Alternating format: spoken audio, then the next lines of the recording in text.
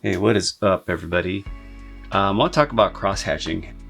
What is crosshatching? So, this right here is back when I was doing my artwork digitally and then transferring it onto boards, printing it on a large printer, I would ink traditionally. So, I don't know, I've just done a bunch of crazy things just trying to figure out what it is I like doing, what I think streamlines the process. So, that's what this is. So, when you see this here and I zoom in, you're going to see like this blue line type print. This is actually toner, not toner, it's from an inkjet printer actually, so it's ink that I set up to ink over manually or traditionally. But kind of get to the question, what is crosshatching? So crosshatching is when you, like for instance here, take a look at this here, hopefully that looks sharp enough. This is totally done for testing anyway, this sheet here. But when you crosshatch, essentially you are going to be doing this hatching type of effect. So crosshatching, we're going to take the pen, and I should probably put my glasses on, my readers here, so I can see what I'm doing. There you go. Crosshatching. Okay, so I'm going to take my pen here. I'm going to create like a crossing type of, or a linear type of motion in one direction. Then we're going to take this and then move it in this direction like that. So it's very common in comics to see this type of cross-hatching, this type of rendering, if you will. When I think of cross-hatching, essentially it's trying to create some resemblance or like a halftone effect. This is something that I saw a lot in it's probably been around for a long time, but in my time of reading and collecting comics, I saw a lot of this just like in the Image era. Now it's been around, I'm sure, for a lot longer than that. The term cross-hatching just applies to more than just comic books. I mean, you'll see it also in other forms of like illustration and whatnot. And then, for me, if I'm inking this, I'd probably come in with a heavier brush, thicker brush or tip, and just kind of seal it off there. But this cross-hatching here, is a very common way to create these, like I was saying earlier, these forms of halftone. Now, a halftone essentially being if the paper, if we look at the paper here, inside this box I'm going to draw, so inside this box is white. If I put like a dot or a line, that is 100% black. Okay, doesn't matter what it is. It can be a square like that. That's 100% black. Anytime I start to do things like this, like cross-hatching, we're trying to create a half step somewhere in the middle between these solid 100% fills, whether that's a box, a line, or a dot. And then of course you have the white of the paper. So white is white, dark is dark. This cross-hatching effect is meant to create like a sense of volume or gradation or transition from that dark to light area. So when you see things like this in this cross-hatching type of rendering and inking, this is what you get. So of course, one of the other kinds of styles of cross-hatching that we can do is, let's say on this particular piece here, we took, like this area right here, kind of like his back. Okay, this is his back right here. I could do something kind of like a little bit more free-flowing, kind of. See how this kind of has more of a kind of a not wild, but just a little bit more spontaneous, kind of like I'm not as accurate or trying to be totally like perfectly crisscrossing here. Here there's more like an arc type feeling to the movement type of cross-hatching that you can also do. So that's a style right there. And then another one that you can do is, let's see if I can find an appropriate area here. So if I maybe kind of pan over here, let's say this area here, like on her chest area here. I'm just going to outline this here. You have a style of cross-hatching, which is kind of indicated here. I kind of zoom in a little bit more there, where maybe it's just more of a zigzag type motion, like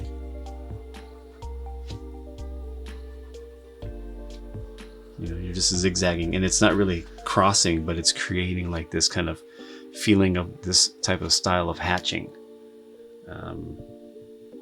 If we were to continue throughout this particular piece, you're just inking it like that, going through here. I could do the same kind of thing here, where if I cross hatch, or if I do this hatching type movement, it's just more kind of zigzaggy, just like that, and it becomes just more linear and not so much like a true cross hatch. Another one that you can do is, like, let's say for shadow here, like this area right here, which is part of this costume. You can do this. Let me just kind of outline this just a little more there.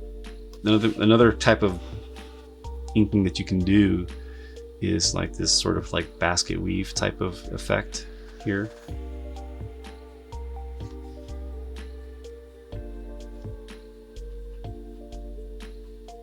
And it's more like I guess more of a stylistic type of approach to it.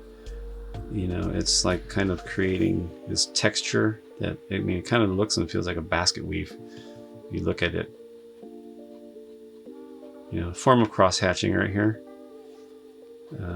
Any way that you take the pen and you do this like cross hatching type thing, so there are differences between this type here, which is more of like a basket weave almost, and this is your I think what I consider like your traditional cross hatching, just very purposefully angular. All the strokes are angled to each other, and then again right here where it's a little more kind of playful, a little bit more kind of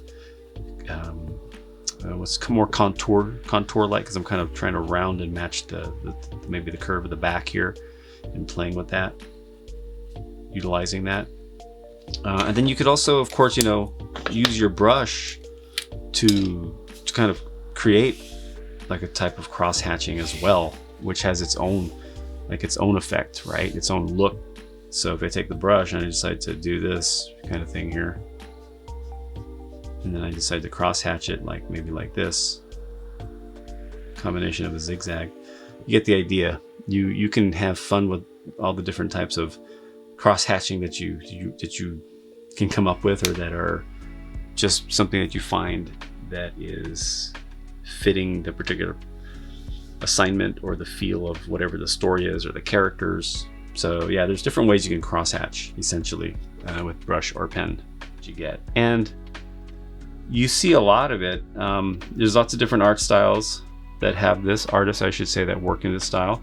This isn't going to be a tutorial on how to make cross hatches or like how to volume it. I thought it would be, but I mean there's a lot of that. I thought what I would do is kind of share my insights as to like, do I do cross hatching these days? I kind of want to start out with my comic book series, The Realm Ethereal, which is what this page is based on, this blue line printout that I inked on.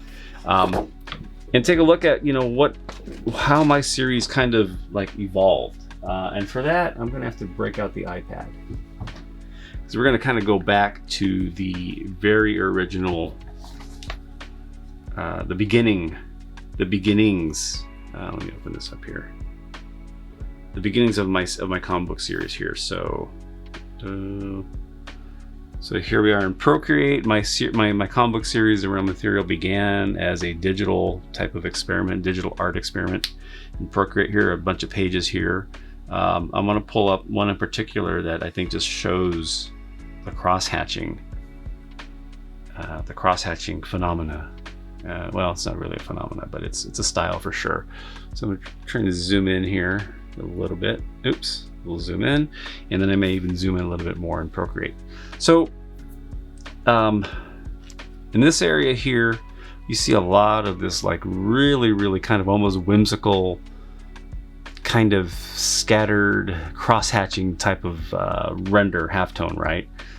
This was the kind of stuff that I initially envisioned for this comic book. Like, I had this concept, I created the characters based on these paintings. I've talked about this a few times before, but the actual rendering, like, I fell in love with Sergio Topi, and seeing his artwork, and that was who I was trying to emulate with this kind of loose cross-hatching style. I still love this style. I still use it for sketching, and I probably always have and always will for certain types of just sketches. But a lot of this cross-hatching here was really born of just wanting to create artwork that just had this cross-hatchy type feel to it.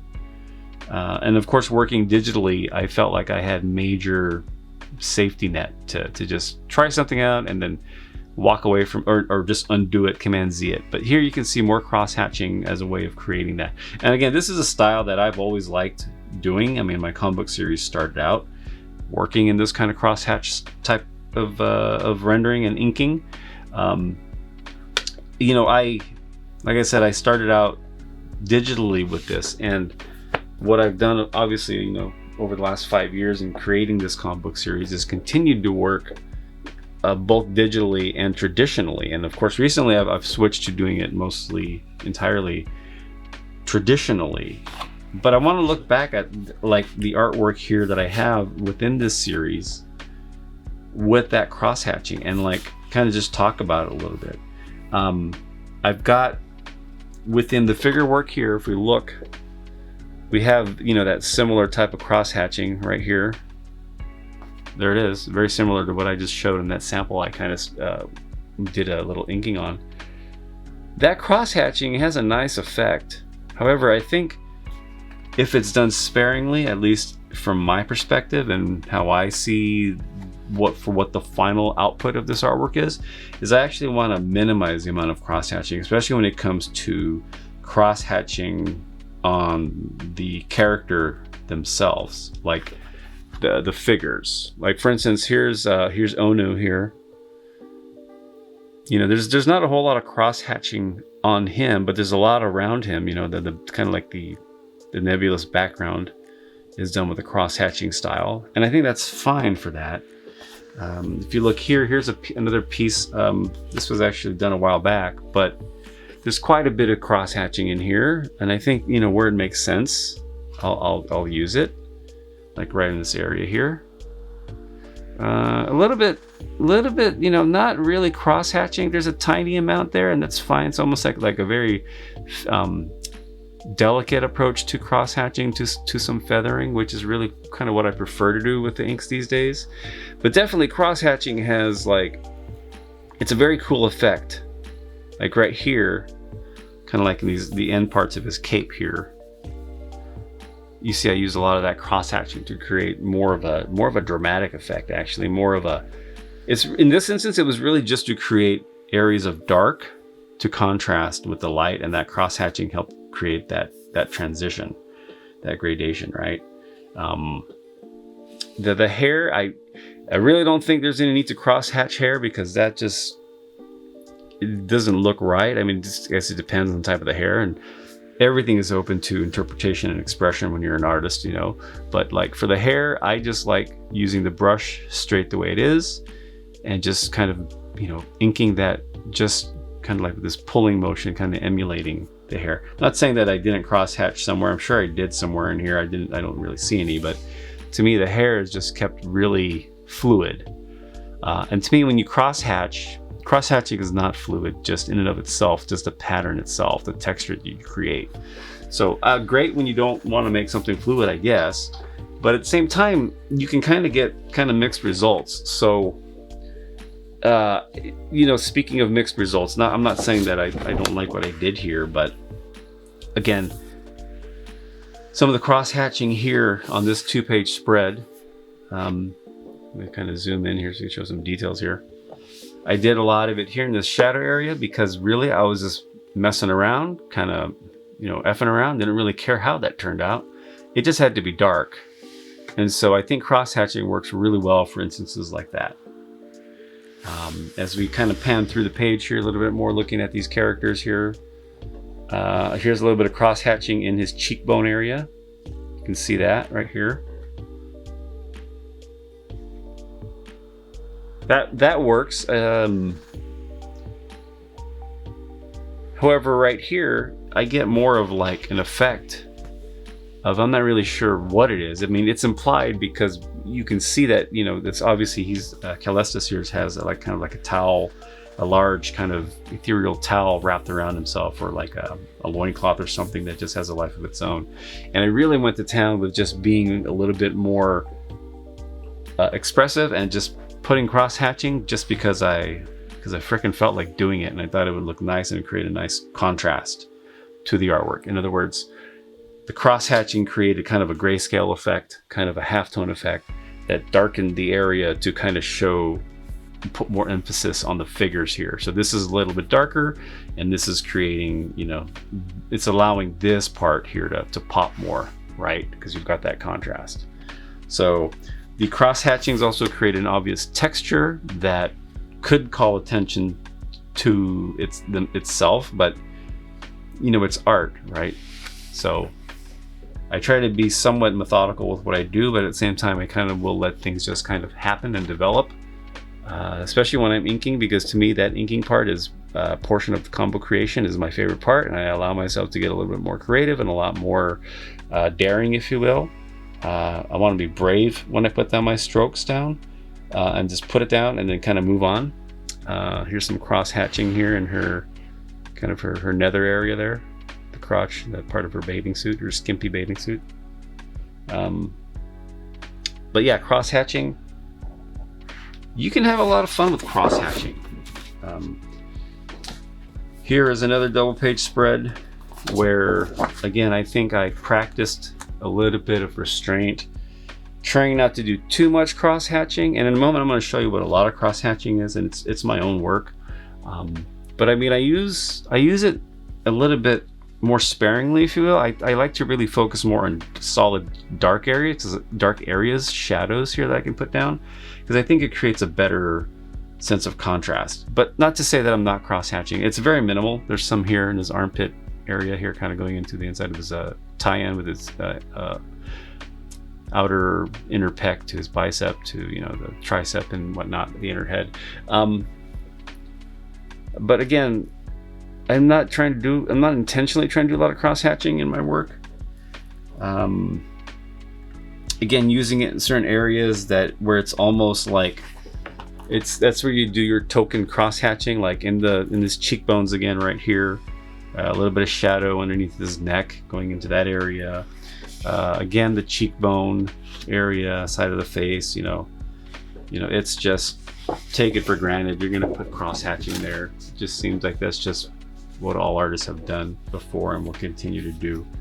But that's okay. But then there's other instances that I really get into, like a more creative kind of trying to shape the cross-hatching. Like in this particular instance, like these clouds in the background here, really playing with that cross-hatching type of feel to create like essentially a darker background to again let the foreground characters really stand out and pop. That's something I do like doing, is using the cross-hatching when I just want to create not just a solid black, but to create like, again, like a high not a shadow, but still having bits of the paper shown underneath, so that way you get a sense of some depth without it being solid black, obviously. So, and here's that final inked page here that we used here. So at the top of the video, I had this going here, and then this is the final artwork, and you can see I did some cross-hatching here up in the bust area of her costume, and again throughout, as I've explained before. But I thought it would be interesting to also take a look at some of the older artwork to see how much cross-hatching I have done, and I thought I'd start with some like really old stuff here. So this is Renee. This is me doing artwork back in 1989, as you can see by this signature there. It's 1989. I just discovered Chris Claremont and Alan Davis's Excalibur, and drew this on a piece of board. It was white, but now it's just faded. Here you have Shadow Cat, Captain Britain. Character, her name is Megan, I think. They were love interests. You had Phoenix here, the future version, Rachel Summers, and of course everyone's favorite German fuzzy elf, the original Nightcrawler himself, Kurt Wagner, Nightcrawler, Bamf. But here, I don't think I did a whole lot of cross-hatching. There's what I call like kind of like little tick marks. Like if you look at Captain Britain's bicep and the way I've rendered it here, and at this time I was probably, in so much as I really like Excalibur, I wasn't really didn't really look at Alan Davis's work as being anything great at the time. But here I think I was actually copying Arthur Adams, because that was the artist at the time that I think I really was like, wow, I got to draw like this dude here. So a lot of this admittedly is influence, and so there's not a whole lot of cross hatching here in the sense of like creating the cross pattern, right? Here I did my shading with just with a single hatch, I guess. I'm not sure if that's the way you create it, but, or at least you would describe that, but just single strokes here to try and create that. Probably a little bit of Michael Golden also creeping in, because I think that's who influenced Arthur Adams, if I'm not mistaken, as he was coming up. So cross hatching, this is an early piece, obviously, way early. Here's some pencil artwork I did.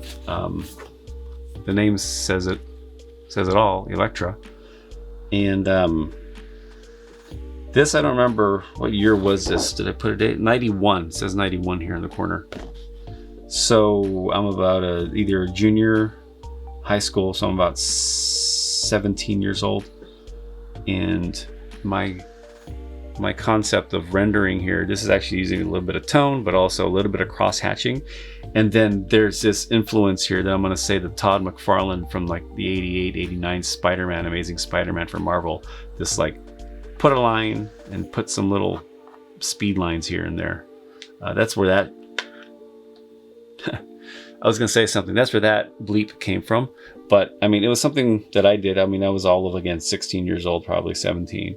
And you can kind of see me kind of doing some kind of scribbly, scratchy attempt at cross hatching down here. I was probably also influenced by Ronin, Frank Miller's Ronin series from DC, for mature readers only. And then more Electra. This was obviously more of a kind of playing around with a little bit of graphic design almost before I really knew what that was. But then going back into sequential artwork here, I've got some samples. This is now moving to 95, so only a few years later. And you can see here some cross hatching in the pencil artwork. Batman's cowl, his head and the face, there's a little bit more cross hatching there. I was always a fan of John Byrne, always have been. I am still a fan of John Byrne's artwork. He did, when he's got to inking his own work, he did quite a bit of this kind of really cool cross hatching type of detail work. And again, I kind of emulated that here. There's a lot of cross hatching going on here, I think. That was just something I aspired to, I guess, at the time. Here's Batman close up again. You can see the cowl, the face. More cross hatching here. And more here. Batman. I've done my fair share of Batman samples for sure. Get the Batman in the shot here. Ultimately, what it comes down to is, what's the final intent? Obviously, I'm drawing these because at the time, like we always read that professional comic artists worked on 11 by 17 artboards. And so what we did was, as an artist, what I did is I went out and bought, here's like some old Blue Line Pro comic book artboard. And so I worked to that size. While this is kind of like, with my pencil work here, it's not so much cross hatching, but there still is kind of like that, kind of like wanting to shade, right, with just like a side with a simple single stroke. Just kind of, I'm right-handed, so of course naturally my power stroke, if you will, when I draw, is going to be, because of my right-handedness for the most part, coming up from upper right to lower left. And so as an artist, you know, I kind of work that way, turn the page if the body part or whatever needs to put me in that power position stroke, and so you rotate the page. So that's all I gotta say about that right there. Now here's some more samples, obviously, right here. Old pencil samples here. Very, very tight. I don't even do tight pencils like this anymore with any of my work, just simply because it would be double the work and I'd rather get to inking anyway. Here is a style sample I did that has like, there's definitely cross-hatching going on here, like a lot. Like the whole thing is like super, super cross-hatched all over the place. And I can tell by this face that this was probably my Barry Windsor Smith phase when I was emulating some of his work when I saw it. I think one of the, you know, I really became aware of Barry Windsor Smith when I first discovered like these old reprint magazine-sized Conan Saga, and he did a lot of the covers. And I think there was like a reprint on the inside of these comics where they showed the black and white artwork, and I saw that and I'm like, wow, I want to draw like this now.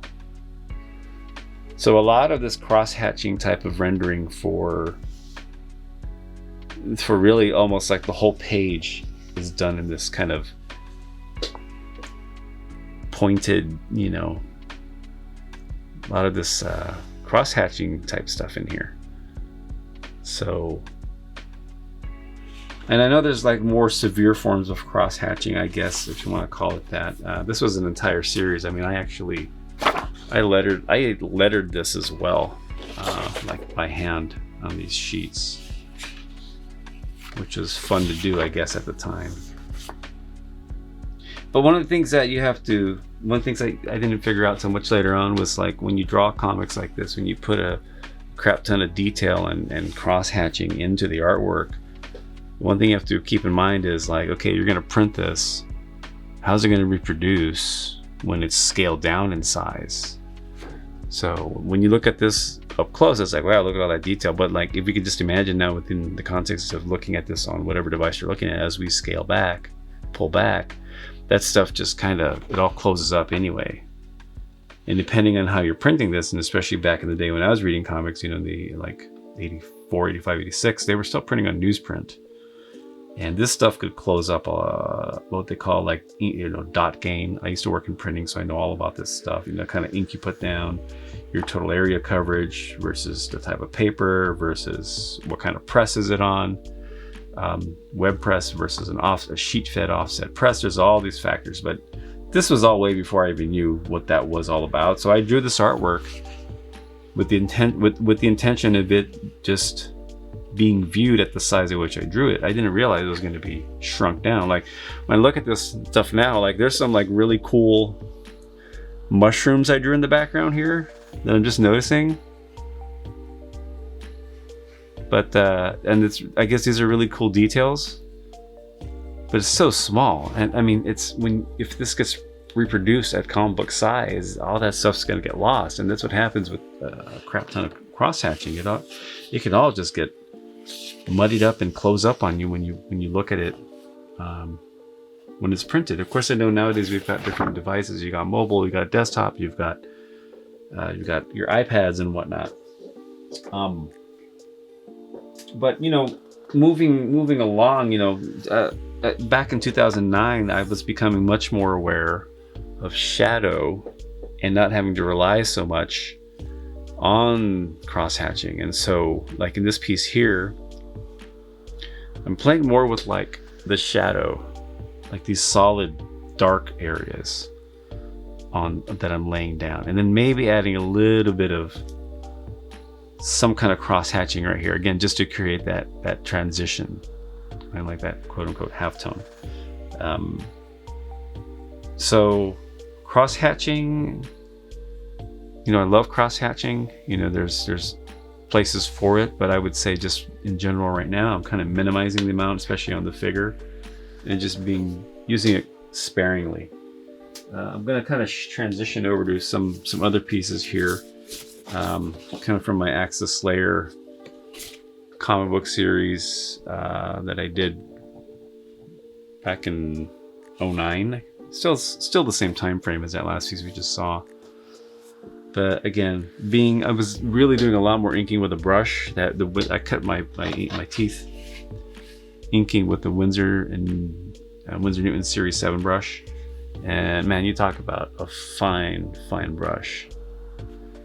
You can definitely cross hatch with that, and that's what this is here. Very fine cross hatching using that brush. I learned to use, again, this Series 7 Winsor Newton brush. There it is. Series 7. I learned to use this brush before I ever got a hold of the one that's my absolute favorite, this Kuretake brush pen. But anyway, the cross hatching, I was getting away from it.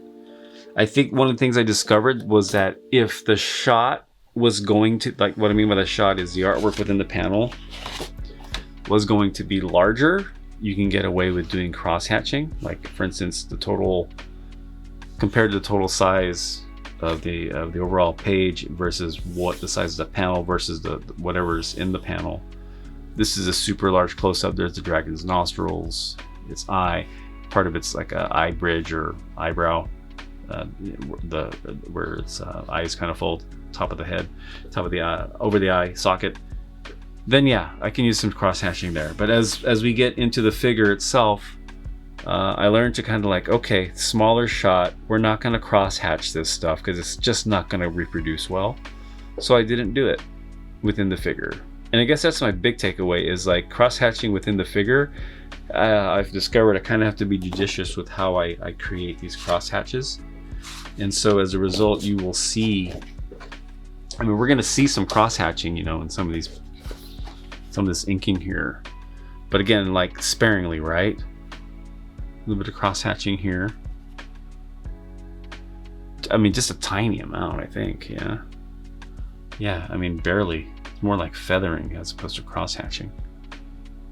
So yeah, a little bit more here.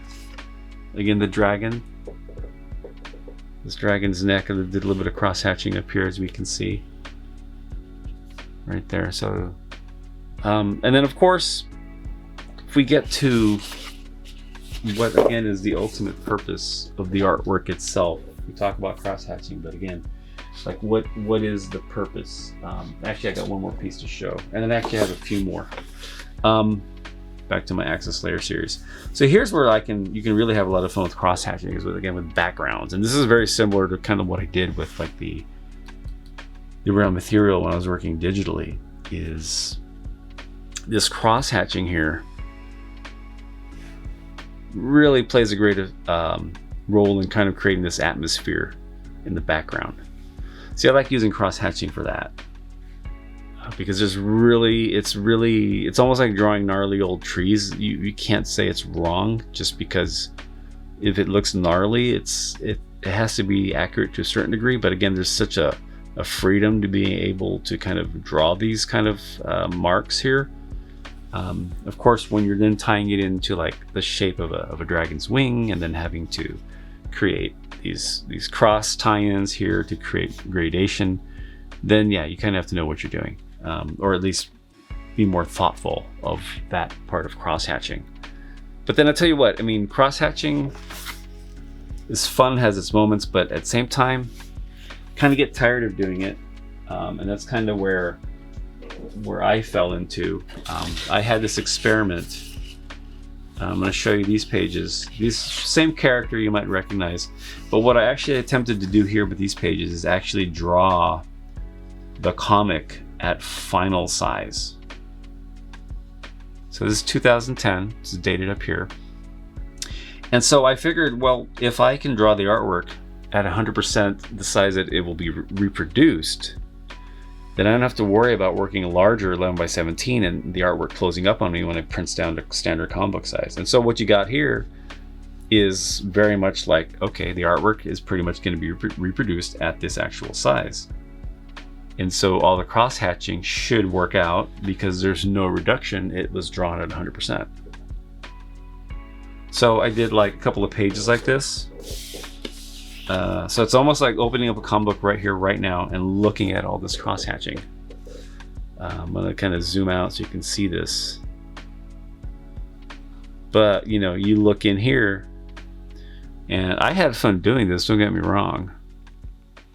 All this cross-hatching. But at the same time, it's like, it's just a lot of work.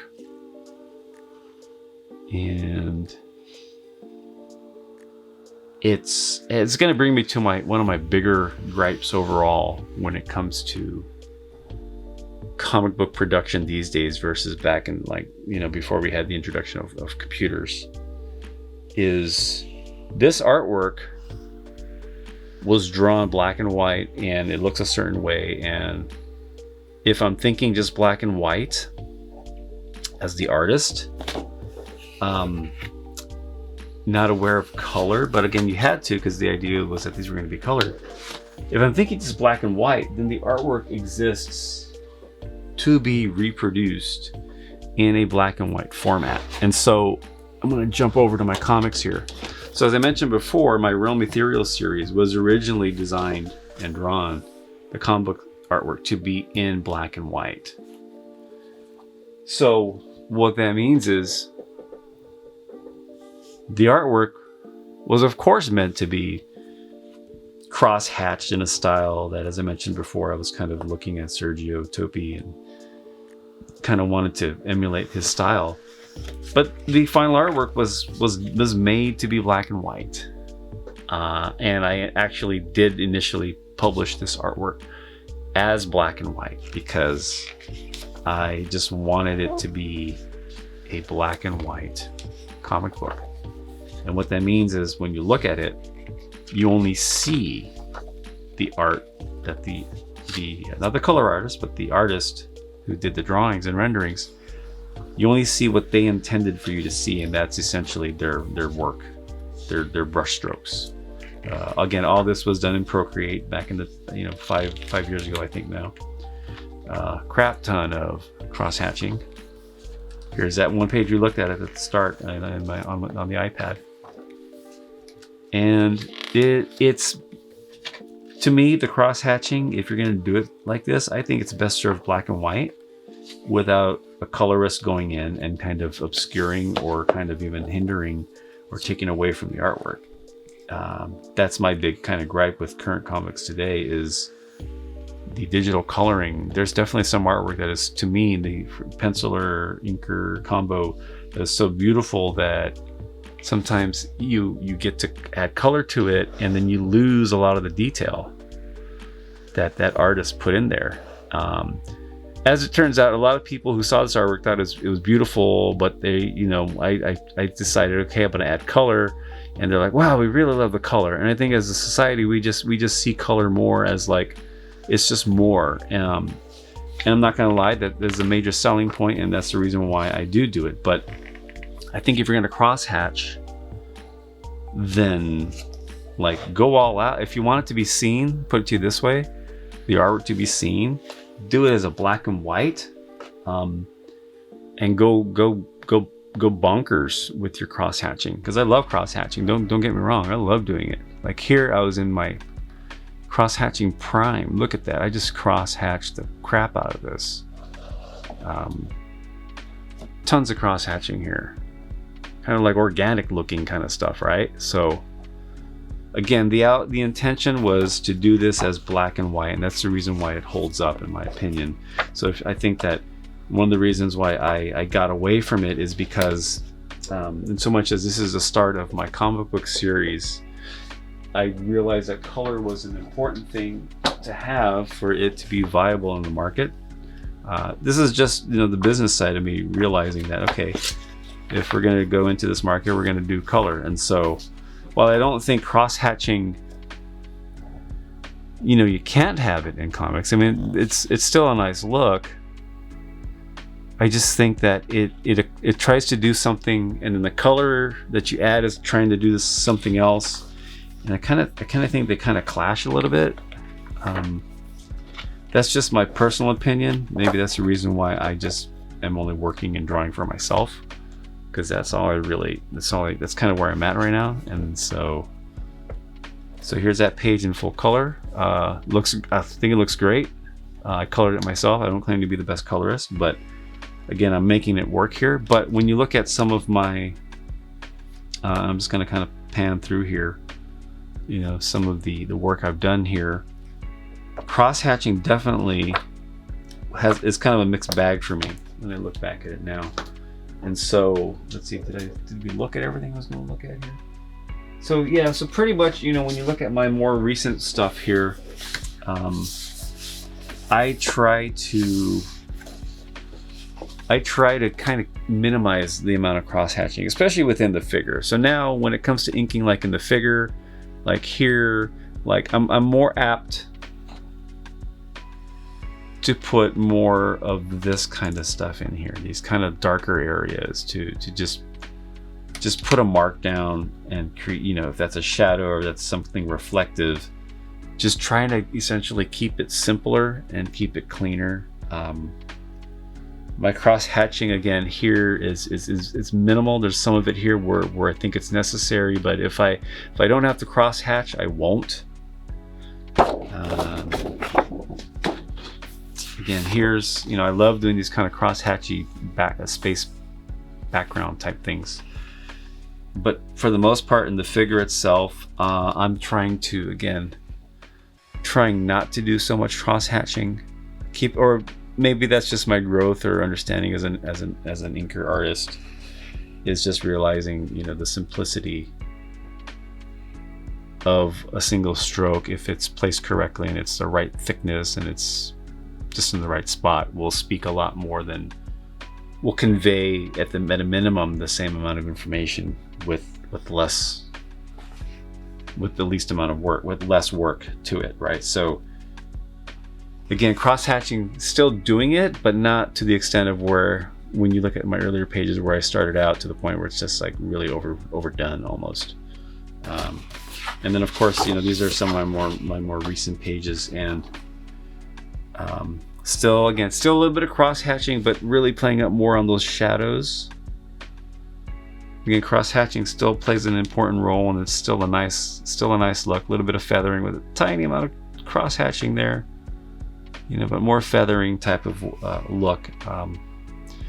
Cross-hatching here, with the exception of, again, the little kind of cosmos space background, there isn't really a whole lot of cross-hatching throughout the figure, so I really just tried to keep that to a minimum. In fact, I'm trying to get back into some dry brushing, because that really is, dry brushing is kind of this area here. But admittedly, this is a super smooth paper that I'm using. These Strathmore pre-printed, which are really nice because they're super convenient. They're pre-ruled out with a blue line. They're trimmed to perfect size. I just would have to see if there's a rougher, more like a vellum tooth stock, but that's okay, because ultimately I'm learning to be just a little bit more inkerly, I guess, to where I'm eliminating and creating more clarity with the artwork, hopefully, on my journey here. A little bit of cross hatching here in her ankle, as we can see right here, a little bit of her inside leg there. But by and large, I think in this page I just did a little bit more feathering here. Maybe that's just like a half hatch, not cross hatch, I don't know. So this is just kind of like where I'm at right now. And again, the ultimate goal is to make my comics, and that's the overall message too, is like whatever artwork I'm doing, I have to realize, how is it going to be reproduced? It's going to be colored. So again, if I draw something that's not clear when it's big, how is it going to look when I reduce it and shrink it down to size? It may work, it may not work. So as far as cross-hatching is concerned, I like the effect in general, but because I'm creating an overall product here, as the artist and the person in charge of essentially every aspect of what I do with my comics, I'm just a little more, trying to think about efficiencies and like, do I want to crosshatch? I'm just doing a little bit of drawing here. You know, if I do this, do I want to keep doing this here? Does it serve it? Does it serve the image? Does it look well? And this is all, of course, subjective, right? You know, I can continue to crosshatch here, and there's definitely been artists that I have admired that this is kind of their thing, is like crosshatching. If you're going to crosshatch, I would say work on smooth paper. It's a lot easier, I think, if you want to get fluid. But I mean, fluid from a perspective of like, your artwork doesn't have to be fluid, but like just the smoothness of the surface will allow you to create, I think, consistent crosshatching. If that's your aim, if that's what you want to do, is to crosshatch away. Again, for me, it's not. I'm kind of trying to see if I can figure out to get more dry brush in my own work. But again, if you're going to crosshatch, and again, there's a lot of different tools as well that you can use. If you had a nib, this is a pretty good tool to use for that as well. You know, fine tip. It just depends on, you know, what tools you have at your disposal. What are you comfortable with using? And then again, what's the outcome? What's the result, the desired result for the final artwork? If it's just a single piece for the commission, it's a pinup, it's fine, I think. But overall, for me, I'm again mentioned this before, trying to get away from too much cross-hatching because it has a certain look. I kind of want my artwork to be somewhat more simplified and just a little more direct. I also find that the less ink I put down on the paper, the faster the whole inking process goes. So anyway, that's just my little video here, 40 minutes or so on inking and cross-hatching in general. So anyway, if you like the video, leave a like, or maybe leave a comment if you are so inclined. And if you want to go up one more, just subscribe as well and hit that notification bell. So anyway, that's it for now. Catch you in the next one.